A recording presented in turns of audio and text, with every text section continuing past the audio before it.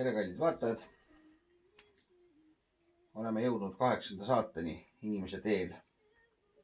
Mina olen Heina-Mart Laisk, psühholoog ja selgeltnägija. Mina olen Tigu, tema abikaasa. Ja täna me nüüd mõtlesime, et räägime siis teismeeast,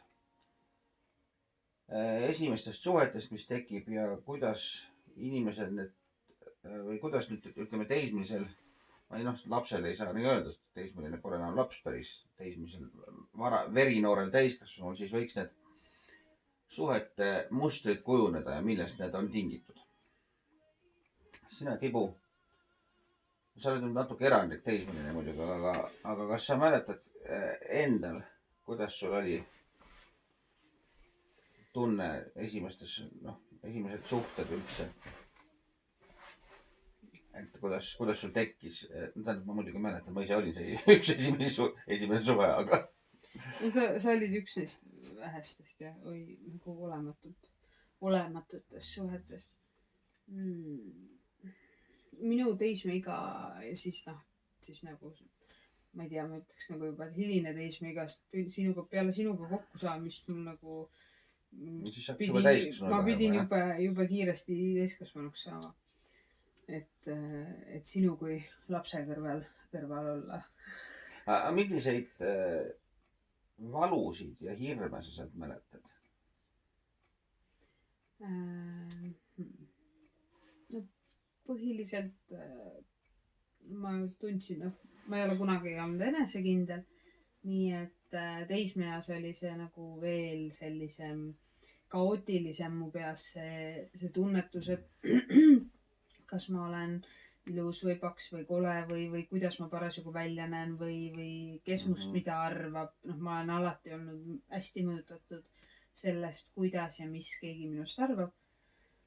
Nii et minu esimene nii-öelda suhe ja ma isegi ei tea, kas saab suhteks nimetada neid asju, mis toimuvad enne, kui sa jõuad kuskile täiskasvanu ikka.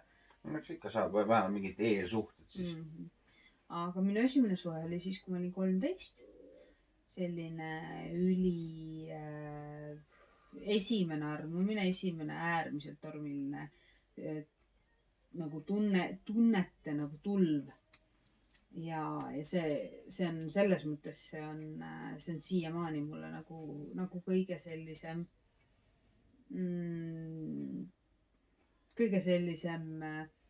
võimsam tunnetuslik. Selles mõttes, et esimene suudlus, esimene soov kellegiga, reaalne soov kellegiga minna kodust eemale. Selles mõttes, et kellelegi usaldada nagu ennast, et ma, see ei ole nüüd see seksuaalne teema ja see ei ole see abiellumisteema või olnud sel hetkel. See oli see, et su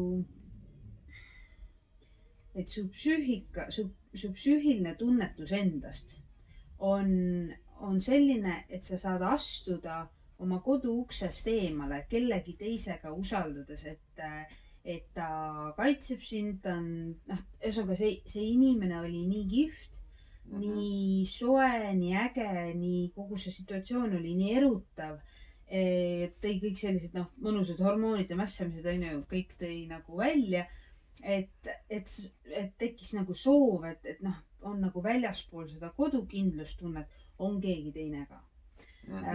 Ja seda 13.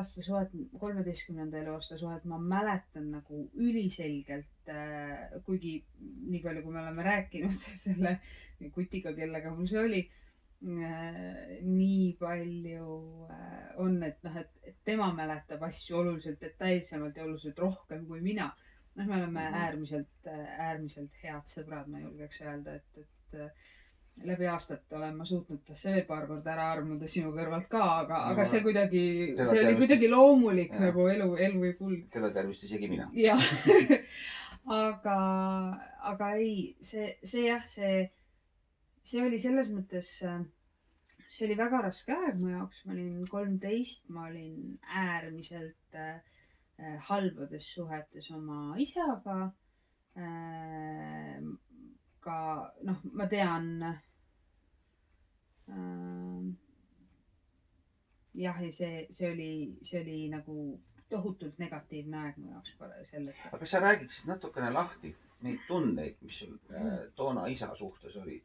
Mäletad sa mingeid konkreetseid tundeid, konkreetseid hetki? Vaata, ma ei saa sulle sellest väga hästi vastata, sellepärast et see on juba praeguseks hetkeks, see on see osa, kus põhimõtteliselt see nii-öelda, see suhe on üks eredamaid asju, mida ma üldse sellest vanusest mäletan. Ma tean, et mul oli isaga ülihalvad suhted, ma tean, et seal oli üks või teine crash. Ma arvan, et 13-aastaselt ma vist elasin juba teises majas, ma ei ole kindel. Ja sest ma ei suuda oma peas panna vanust ja neid mälupilte, mis mul üksikud on alles. Ma ei suuda panna neid enam nagu selgesse järjekorda ja ma ei tea täpselt, kuhu miski enam läheb. Et noh, ma tean, et nad ei ole välja mõeldud, selles mõttes, et nii palju mul endasse usku on. Aga... See on ka ainuke asi, mida sa ei saa teada tegelikult, aga hea küll. Ei no, kui sa tahad must kahelda, sa võid must kahelda, aga... Ei, ma ei kahtle sinus, ma lihtsalt räägin, et inimene ei saa ise teada, kas ta mäletab õigesti või valesti. Põhimõtteliselt. Ma põhimõtteliselt ei taha suga praegu vist tülitsema hakata. Aga see... Noh, need on need mälestused, mida ma nagu usun, et nad on päris. Ja... Aga jah. Ühesõnaga, ma tean, et suhe isaga oli äärmiselt keeruline ja halb. Ma tundsin ennast kindlasti väga mahajäetuna ja väga väga nagu hukka mõistetuna. Selles mõttes, et see oli see vanus enne ja peale seda ka, aga see oli see vanus, kus noh, see igasugune liigutus minu poolt oli vale või vähe tehtud või halvasti tehtud ja nad ei, ma ei tundnud, et ma suudan nagu isa vajadusi või isa ootusi minus suhtes, et ma suudaksin neid kuidagi täide viia või nagu anda talle midagi, mida ta soovib. Et selles mõttes see meeletu kriitikanoot oli kindlasti selles vanuses kogu aeg olemas igapäevaselt. Ma arvan, et see on üldse selline vanus, kus tegelikult kõik need lapsepõlve konfliktid lapse ja vanema vahel, et need jõuavad oma nagu kõige nii-öelda tippu, sest see, ega need asjad ei kutsuta murdeeaks. Sel hetkel, kui murdubki see lapse ja vanema suhe ja tegelikult peaks ju sündima laps surema ja täiskasvanu sündima. Ehk et see on isegi ideaalsete suhete puhul on see keeruline igal juhul ja valulik mõlemale poolele. Aga ma mäletan enda, nii palju kui ma üldse oma elust mäletan, sa tead, mul on väga vilets mälu alati olnud. Aga ma mäletan enda teismeiga, see oli see aeg, millest me praegu räägime, see on mingi selline 6., 7., 8. klass umbes, eks. Et see oli minu elus, ütleme, nii-öelda lapsepõlve kokkuvõte ehk et õuduskuubis. Selle koha peal ma ei taha midagi öelda oma vanemate kohta, et nad oleks halvasti teinud, aga siin on minu omad sünnimustrid ja asjad, mis mängisid kaasas. Ühesõnaga, tolleks ajaks ma olin nii palju jama oma maailma kokku keerutanud juba. Et 6. klassis ma tegin esimese enesetapukatse. Ja ma mäletan, kuidas mul hakkasid suhted tekkima. Ilmselt mina ei ole kunagi elus armunud olnud. Aga üks asi, mis mul oli selline tüüpiliselt mehelik lähenemine ehk et ma hakkasin nii-öelda kvantiteedi peale rõhuma ehk et võimalikult palju tüdrukuid siis läbi käia. See oli 14, ma olin vist kuskil, kui ma pihta hakkasin. Ja ma mäletan kuskil vist 16. eluaastani ma pidasin isegi arvet, et mitu tükki on. See on selline eht poisili kalpimine. Ma mäletan, me oma klassivenna sõbraga nii-öelda võistlesime omavahel, kes rohkem läbi käib.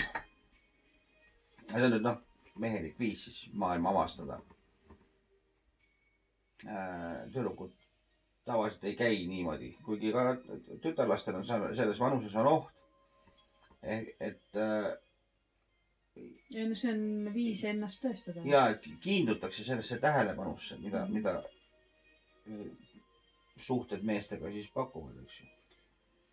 Ja selles vanuses, noh, tavaliselt kui kellelgi on nii-öelda kalduv, siis lapsepõlve suhete tõttu ja hilisema ebaõnne tõttu kuidagi on kalduvus sattuda nii nimetatud laiale teele.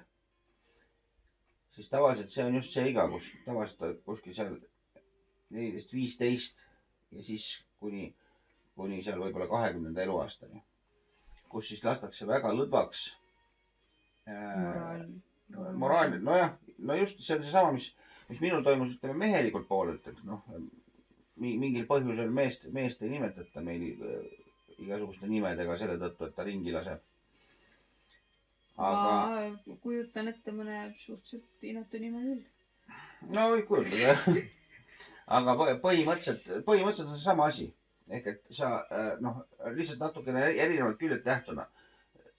Tüdruk tunneb sel hetkel, kui ta nüüd mehe embuses, ta tunneb enese väärtust, kui ta muul ajal on täiesti väärtusetu. Ja täpselt sama on tegelikult poisiga, et sel hetkel, kui ma olen nüüd tüdruku vallutanud, kui ma olen seal just linade vahel, siis ma tunnen, et ma olen ära teinud midagi. Ja sel hetkel ma tunnen nagu mingit tähtsust. Samas olles siis muidu täiesti tähtsusetu.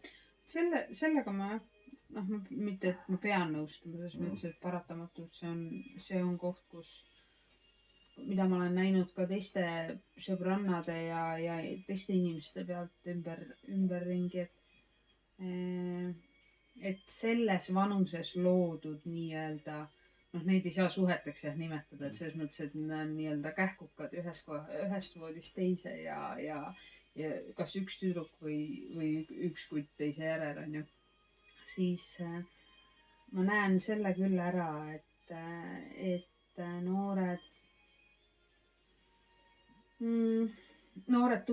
tunnetavad seda kohta kui enesekvaliteedi nagu tõestamist, eriti noh, okei, mitte eriti, selles mõttes, olgem ausad, seda ei teegi need, kes on enesekindlad ja korralikult oidipaalkompleksist läbi läinud ja nii edasi, vaid seda teevadki need, kelle oidipaalkompleks on reaalselt kukkunud omadega sinna sohu ja elu ei ole neile andnud oskust või võimalust tunnetada ennast väärtusliku ja iseseisva ja tugeva inimesena.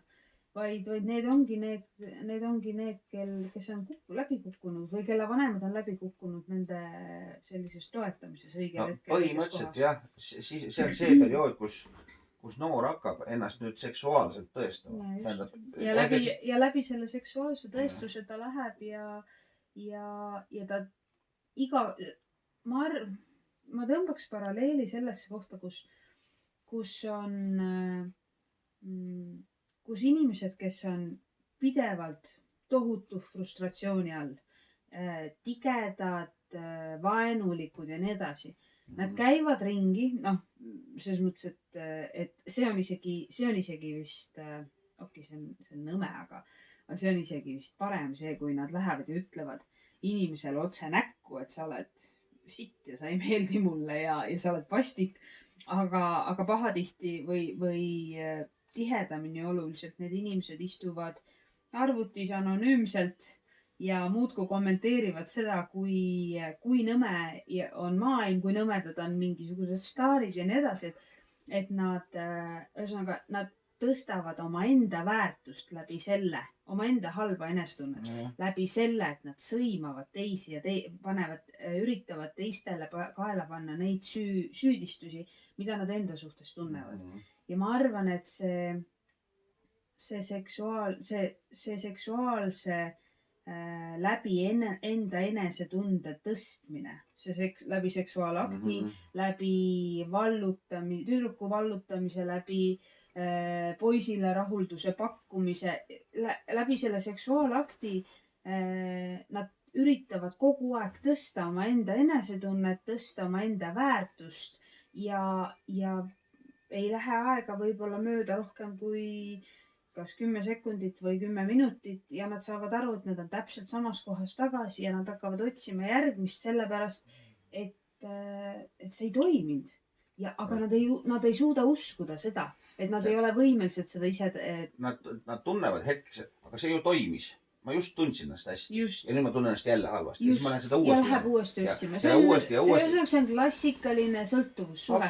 See on peale emapiima on see ilmselt järgmine sõltuvussuhe. Alkohooliku ja kõik, Ei, ma mõtlen nagu, ma ei mõtle selles mõttes, et üks sõltuvus teisega võrreldes, vaid ma mõtlen nagu reaalselt, kui sa mõtled, kus inimene läbi elu kasvab.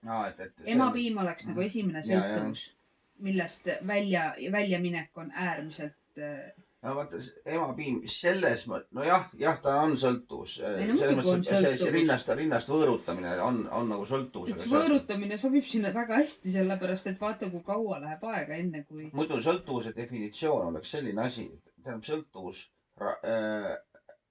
jätab mulje rahuldusest, tegelikult ei rahulda. Emapiima puhul on see nii ei ole, seal on nagu tegelik rahuldus. Et see vahe on. Aga jah, see, kui nüüd laps juba seal 2-3 aastaselt ei taha rinnast võõrduda. 2-3 aastaselt? Kui kaua sa plaanid seda ema piinata? No, kaua on piima. No okei, minust sellist ema küll ei oleks saanud kunagi. Et kui on nüüd see rinnast võõrutamine, siis loomulikult on see sõltuvuse tunne. Et mingi asi jääb nagu olemata, millega ma olen harjunud. Ja selles mõttes teismeline hakkab nüüd rahuldama seda enese tähtsuse vajadust, armastuse vajadust tegelikult siis. Jah, ma tean. Tähendab jah, see on loogiline. Jah, et siis armastuse vajadust, ja see on selles mõttes tõesti sõltuvus, et see seksuaalne suhe. Aga mul tekkis üks mõte või küsimus. Ma rääkisin just, minu jaoks rinnapiima värk. Mulle tundub, et seda võib ka sõltuvuseks ikkagi nimetada, kuigi jah, ma olen nõus, et see rahuldus seal on rohkem päris võib-olla kui üheski teises sõltuvuses üldse elus. Aga tegelikult on sõltuvus ja võõrutus on ka oidipaalkompleksis täpselt see, mis me rääkisime, sest kolmikust ära võõrutamine lapse. Et selles mõttes see on see on ta samamoodi sõltuvus tegelikult. Ja see mitte varateisme, seal on nüüd varateismiga, aga siis juba teismeeas lodev seksuaalne käitumine või siis ülepakutud seksuaalsus meeste puhul. Tegelikult mõlema puhul võib seda lodevaks seksuaalseks käitumiseks nimetada. See on nüüd ka tõestamine. Ma ei ole siis... Kui ma olen selline teismeline, siis ma ei oleks nagu sellest oidipaalsituatsioonist välja kasvanud. Ja ma konkureerin tegelikult ikkagi, ütleme mina kui meesterahvas, ma konkureerin oma isaga. Ma tõestan, et mina olen kõvem mees seksuaalselt, kui mul isa, kuigi konkreetselt nüüd teismeeas ma ei ole enam konkreetselt isa kõrval. Aga see mudelina on sama. Seal 6-7 aastaselt ma oleks tahtnud seda sama asja teha, konkureerides ema pärast isaga. Mul võib-olla tuli praegu väga halb võrdlus, sa võid nüüd kohe nagu parandada, kui sa arvad, see nii on. Aga mul tekkis mõte, et ühesõnaga, kui me võtame alkoholisõltuvuse kõrvale, meesterahvaste, selles okei, vahet ei ole, mehed või naised on lihtsalt kuidagi volatiilsemad ja tunduvad koledamad oma sõltuvustes, mida sellest rääkida. Aga okei, kujutame ette, et meesterahvas on alkoholisõltuvuses ja tema kas see muusika on liiga vali või? Ei ole. Ma usun, et ei ole. See mingi salvestuse pealt kuuleb. Okei. Ühesõnaga, kui inimene käib läbi võõrutuse ja saab nii-öelda oma sõltuvusest või saab nii-öelda oma vajadusest juua pidevalt lahti, siis üks asi, mida inimesed tihtipeale ei mõista või mulle tundub kõrvalt vaadates, et ei mõista, on see, et sõltuvus kui selline ei kao mitte kunagi ära. Ühesõnaga, kui sa saad lahti oma 24/7 vajadusest juua, siis iga kord, kui sa peaksid võtma klaasi viskit või viina või mida iganes, siis see tegelikult on automaatselt sellesse, ühesõnaga sa oled,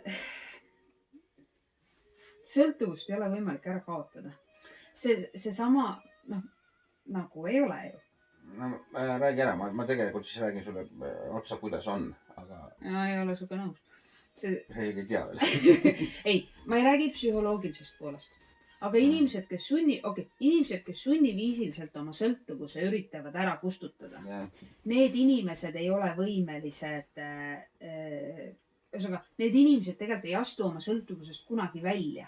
Nad võib-olla pööravad selle sõltuvuse teise nurga alla, aga samal ajal on see, et iga kord, kui nad võtavad uuesti selle klaasi alkoholi näiteks või tõmbavad amfetamiini ninna. Ma ei tea, kus see käib. Ühesõnaga, mida iganes. See sõltuvus on kogu aeg tema kõrval. Ta astub sellesse sõltuvusse kogu aeg tagasi. See sõltuvus ei kao kunagi ära. Ma ei räägi praegu sellest, et sa otsid läbi aastate teraapia, otsid kõik need lahendused oma lapsepõlvest, lahendad need ära ja siis sa lõpuks ometi pöörad oma sõltuvuse millekski muuks. Aga need inimesed, kes sunniviisiliselt sunnivad ennast oma sõltuvusest lahti ütlema, need inimesed tegelikult eitavad oma sõltuvust või ma ei ütle, et nad ei peaks seda tegema, selles mõttes, et mõnel inimesel pole muud valikut, on ju, neil ei ole kas oskust, raha või soovi minna ja aastateks teraapiasse ja leida nagu lahendus oma sõltuvusele. Selles mõttes, et see on äärmiselt keeruline tee tegelikult, olgem ausad, ühelgi inimesel ei ole lihtne teraapias käia. Aga ta ei ole jah, ta on ikka päris kallis lõbu. Just, ta on kallis lõbu, ta nõuab ka meeletut eneseületust, sest tunnistamine, et sul on vaja teraapiasse minna, tundub olevat tänapäeva maailmas veel oluliselt keerulisem kui see, kui öelda, et okei, näed, siin on võõrutuskeskus, ma lähen nüüd siia nädalaks ja ma saan lahti oma sõltuvusest. See on päris popseks, kõik tähtsad inimesed käivad seal. Kuulsad inimesed käivad seal. Just, aga ühesõnaga, mida ma nüüd kogu selle mõttetu ja jutuga üritasin öelda, on see, et oidipaalkompleksi ja teismea ja siis lõpuks ka täiskasvanu ja vahel kogu see sõltuvus algab siis tegelikult sellest kohast, kus sa ei saa lükatud õigesti välja sellest kolmikust, kus seda oidipaalkompleksi ei ole lahendatud õigel viisil. Mis tähendab seda, et teismeeas täiskasvanuna kõik sinu käitumismustrid, kõik sinu asjad on seesama sõltuvus sinu emast või isast oidipaalkompleksist. Tegelikult ma arvan, et see, kindlasti see oidipaalsituatsioon on seal oluline tegija. Aga ta ei ole ainus. Tegelikult need defitsiidid, mis näljad meie sisse, ta sõltuvus on olemuslikult see, et ma hakkan kustutama mingisugust nälga, mis istub minu sees. Aga ma kustutan teda mingisuguse vale asjaga, mis tegelikult seda näljatunde tekitajat ennast ei kustuta. Ta annab mulle seesama, et mul on armastuse nälg, ma joon viina, ma saan viinarahulduse korraks, mis läheb kohe ära, eks ju. See armastuse nälg tuleb ikka esile ja selle tõttu see viinasõltuvus ei kao. Nüüd me kaldusimegi väga sujuvalt teismeeast kohe sõltuvustele, aga mis on tegelikult väga õige käik, sellepärast, et seal hakkavadki kõik need lapse ja defitsiidid välja lööma. Ja ütleme, kõige fundamentaalsemalt võib loomulikult öelda, et meil on armastuse sõltuvus. Või et armastuse nälg on see. Kui armastuse nälg on kustutatud, siis kaovad kõik sõltuvused iseenesest ära. Aga nüüd neid armastuse nälgis mitmesugusel kujul, eks ju, see hakkab alguses, kui me läheme elu algusesse, näiteks imikuikka, siis esimene nälg tekib sealt, kui ema ei pane tähele sind väiksena, kui ta ei vaata sulle lihtsalt säravate silmadega otsa selle, kui ta sind nimetab. See on see lähedus, see on see fundamentaalne baasturvalisus. Siis on, loomulikult oidipaalias tekivad võib see nälg, sealt tuleb näiteks armukadedus, see tunne, et keegi võtab alati mul ära selle see on ka teatud mõttes sõltuvus, see sama hirm ja nälg, et mind ei ole sealt korralikult välja juhatatud sellest oidipaalsituatsioonist. ja noh, seal on neid nüansse on veel, kuidas see tekib. Kõige fundamentaalsemalt on ikkagi tegu armastuse näljaga. Mis tähendab siis seda, et kui me, mis iganes, muide suhtesõltuvused on täpselt samamoodi, ega suhtesõltuvus ei ole midagi muud. See on täpselt samamoodi, et kaks inimest saavad kokku ja nüüd see partner rahuldab mingisugust nälga, mida, no ütleme, mul on näiteks tähelepanu nälg, eks ju. No see on hästi levinud, on, eks ju. Sul ongi? No kas tavaliselt see on küll naisterahvastel, aga ma olen peaaegu naisterahvas, nii et no, et ühesõnaga, kui on näiteks tähelepanu vajadus, mul muide ei ole seda, mul on teistmoodi, aga see selleks praegu.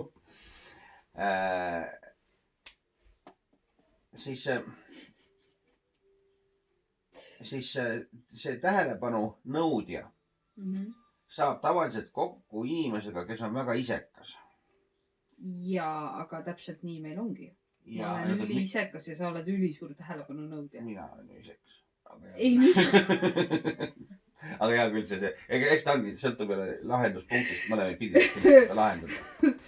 Aga mida ma tahtsingi öelda, noh, et seda mehhanismi välja tuua, et kui üks on suure tähelepanu vajadusega, tal on tähelepanu nälg.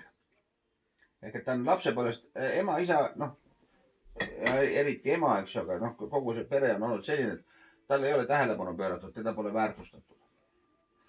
Nüüd tema hinges on see tohutu nälg.